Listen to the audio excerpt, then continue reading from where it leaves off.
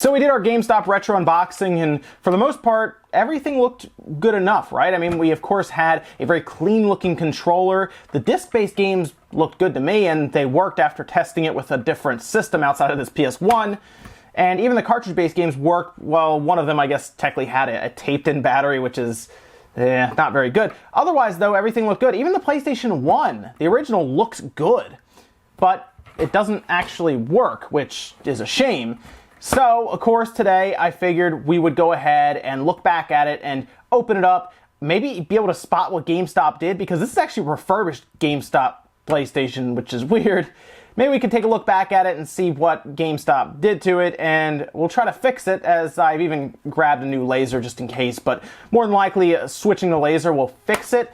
Either way, though, I wanted to get this working. I also got some other games we can test it with, and we'll check it out before I swap the laser to see if anything obvious is in there, and we'll test it with other games as well. All right, so here we are. We can actually see right on the bottom here, this is the GameStop refurbishment sticker. Remember in that video I was shocked that there was a refurbishment sticker on this thing? Yes, it's actually covering up one of the screws, probably for their warranty or whatnot. They can still put that on there to see if we've tampered with it.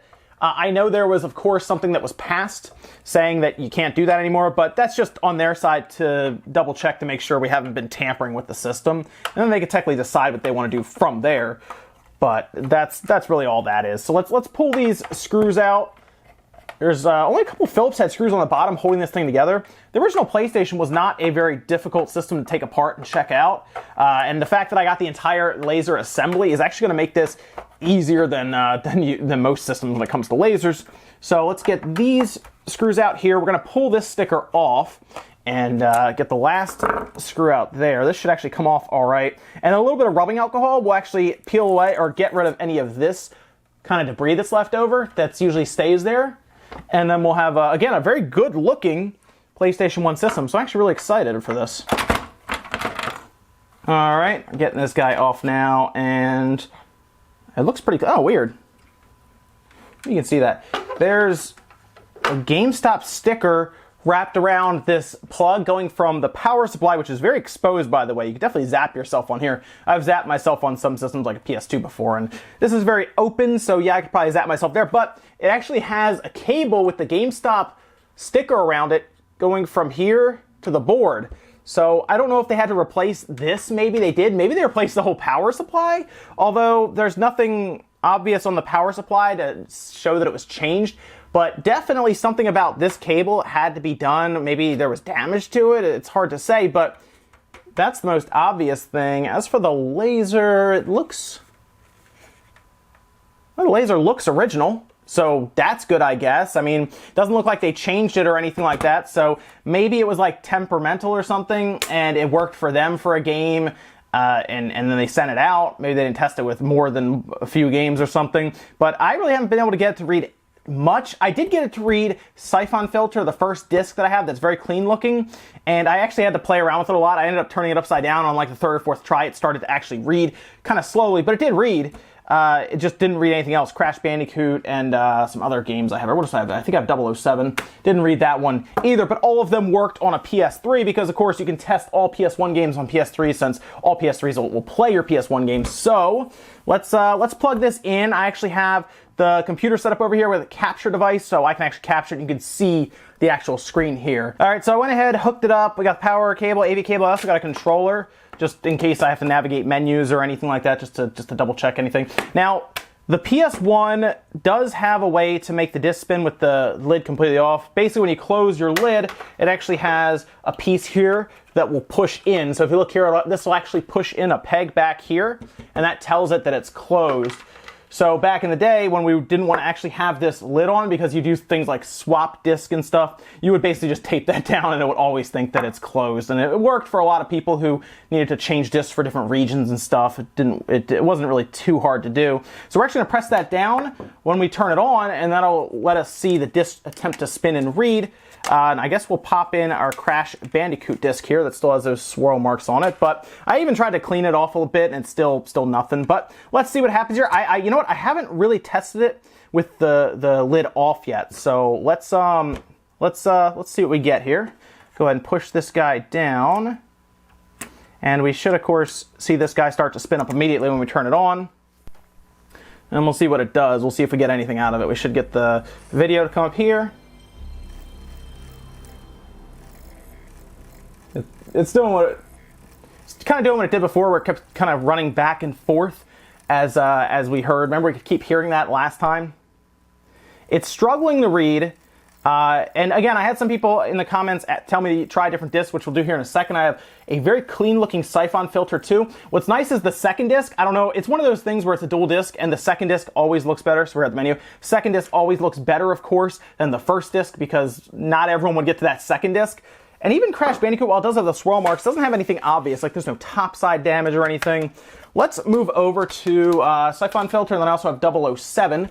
I can even use the second disc. Like, the first disc does have a bit of wear, I will admit that. But if we look at, say, the second disc, it looks like it's never been played. Again, because most people don't get to the second disc, especially if it's like a rental. If this came out of like a rental store at any point in time, it probably never got to that second disc, or very rarely. So we pop that in there, push our little sensor down here in the back down. It's a little easier if you have like a hex screwdriver or something that's flat, but I'm using a Phillips head. So we're spinning up again.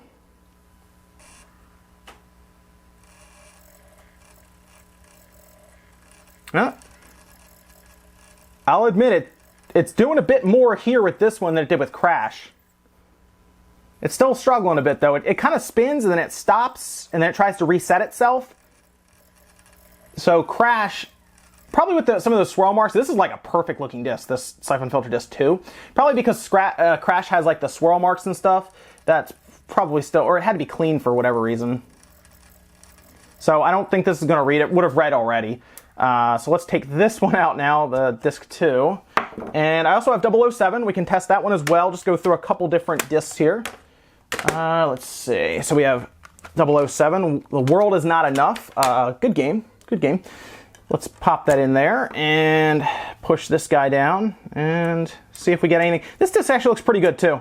This one doesn't look bad. So maybe we'll get lucky with one of these. I don't know.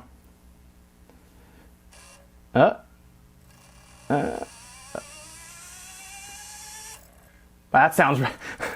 that sounded bad. That sounded like that spindle was like whining big time.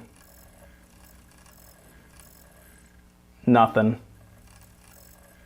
What I'll do real quick, just to double check, let's turn it off. I'm going to turn it back on and see if we get anything here on the menu, and then we'll proceed to swap this laser out and see if we get anything better. All right, you can stop now. There we go. We'll see if we get anything better with a new laser being installed. So it's starting up now. Have that held down in the back. Starting to spin. I want to see if we can kick over to like the... This thing makes terrible sense. Kick over to like the Sony menu where we see the logo. Okay, I guess not. So okay, back to the memory card CD player. Okay, so now we can go ahead. I'm gonna put this back in the jewel case and we'll cycle back around for some of these. Now we put this back in the jewel case and we'll go ahead and change the laser out, which is actually very easy in a PlayStation 1. So let's do that now. Of course, you want to always unplug the power when you do this. AV cable doesn't matter, controller doesn't really matter. But this is our new laser, and it comes in the entire assembly. So the entire assembly is basically what they sell. You might as well get the whole assembly for the price differences. It's really not that big. But I figure that way I don't just replace the laser and it ends up being the spindle or the arm or something else. This way we pretty much know the whole thing's been changed. If this doesn't fix it, then man, there's something really wrong with it. So I'm hoping this is all it is, because everything else looks very clean. If they clean the system, they did a good job cleaning it. So our assembly is pretty straightforward. You can see it here. And basically it has our spindle, our laser, and the laser moves up and down along an arm back here that will spin, basically moving it back and forth as it needs to. And everything plugs in to the board for communication with this cable, and then we have a power cable that runs along here. And it's not actually screwed in, which is kind of neat. It's actually held in with the lid, technically. This just like free floats. So I can actually unplug this, and it's out. Like, it's that easy. It just comes right out. So changing an assembly in a PlayStation 1, an original PlayStation 1 specifically, is very easy. I don't know if it makes sense from a cost perspective, as these assemblies can be like $25, although I guess it's brand new, so you know it's going to work. And if you're a collector and you specifically want this system because it's what you grew up with or anything, it might be worth it to you, although I do know the vast majority of people would rather play this on, say, a PS2 or a PlayStation 3, since all PS3s play it. Like, those are systems that probably make more sense, but still, if you want the original hardware, you're probably gonna have to do this at some point, since I'm sure most of them are dying. Okay, well, it's installed, so why don't we start with Crash Bandicoot? We'll just go right for it. You know, let's go right for Crash. That was what I wanted to have working and everything, so let's drop this guy right in. We'll keep the lid off for now, just so we can see if the laser is doing anything crazy or anything. I have seen some, obviously you've seen at times where it's not always the laser assembly. It can be damage to the board that communicates to it, but I'm hoping this is it, because this will be so much easier since everything else is clean on it, and it's just this laser assembly. It'd be so much better. So let's push down this little spike here, and then we'll go ahead and power it on, and hope that it works. Okay, so far so good. It's moving. And okay, there we go. We got the PlayStation symbol. Let's see if it goes into the game. It doesn't sound bad like the other one where it was making that weird ticking noise. It's moving.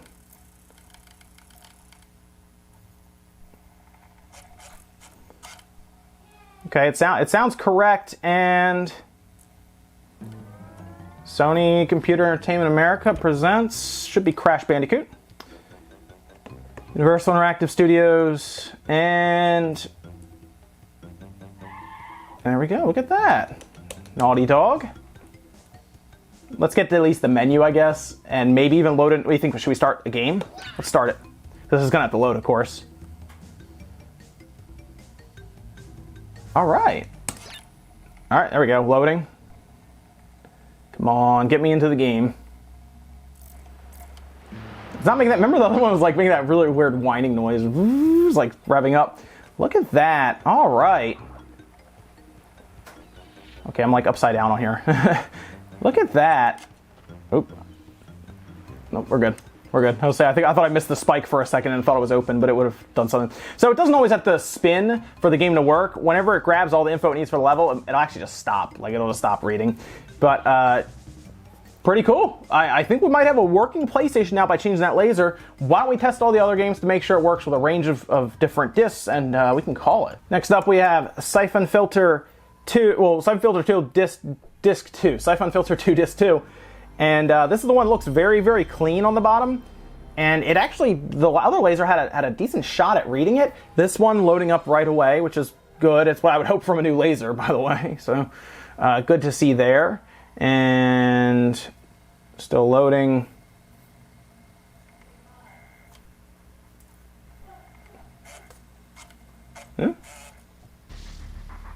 Sounds good. There we go. 989 Studios.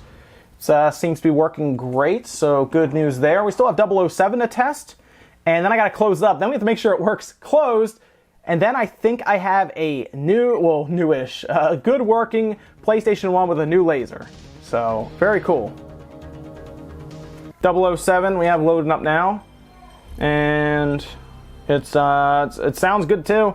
Basically, I'm not getting that whine anymore when I tried to spin up, and it jumps over to this PlayStation logo pretty much right away, which is cool. And it loads fast. Like, it does read the disc, it recognizes it, and then it jumps past there pretty quick. Here's a loading screen that'll give us an idea. Sounds how it should, and there we go, right past the loading screen. Cool. All right, this is good news. So let's put the lid back on and then test it one last time with the GameStop Crash Bandicoot disc. You know, the other good thing about the PlayStation is it's like one of the easiest systems to open to get to the drive. Like, I had to take out, what, 6 screws, and there was that warranty seal. That's about it. That's about it. It's a pretty easy system to work on. Unfortunately, it's not worth a lot of money, so a lot of people don't spend time working on it, because usually if one of these dies, you'll just go buy a new one. But I mean, if you think about it, the lasers in these are old, so yeah, I guess at some point in the far future, we will get to the point where you have to get a new laser for one of these things, or they're going to be harder to find, I guess.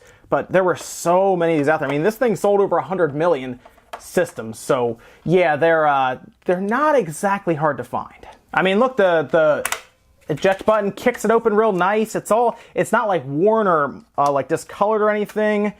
Like, other than that laser, this almost looks like a very, very almost new-ish, kind of. I mean, it looks very good, I'll at least say that. So there we go, power it on. And this is the big test here. Everything closed up, good to go. Hopefully we get that Crash Bandicoot loading up here. Jump right to the PlayStation logo.